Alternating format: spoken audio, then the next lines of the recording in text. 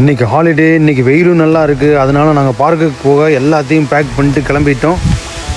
என் மனைவி வேலைக்கு போயாச்சு. அதனால் நானும் பையனும் மட்டும்தான். அதனால் நாங்கள் போய் ஜாலியாக பார்க்கில் விளையாண்டுட்டு வர போகிறோம்.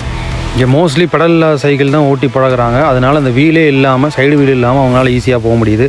இன்றைக்கி வெதர் ரொம்ப சூப்பராக இருந்தது. சன்னும் நல்லா இருக்குது. கிட்டத்தட்ட 1.5 கிலோமீட்டர் ஓட்டிகிட்டு போயிருக்கிறான் பார்க்குக்கு.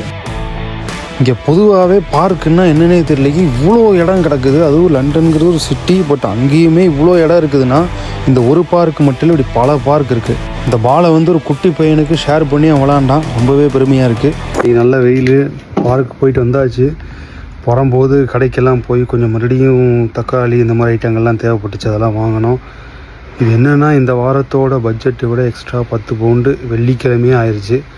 இனி எப்படி இதாக போகுதுன்னு தெரில. மேபி நெக்ஸ்ட் வீக்கு காம்பன்சேட் பண்ணலாம்னு நினைக்கிறேன். ஏன்னா கொஞ்சம்லாம் சேர்த்து வாங்கியிருக்கிறோம். ஸோ அதனால் அதுவாக இருக்குன்னு நினைக்கிறேன். எல்லாமே அத்தியாவசியமான செலவு தான் பண்ணியிருக்கு.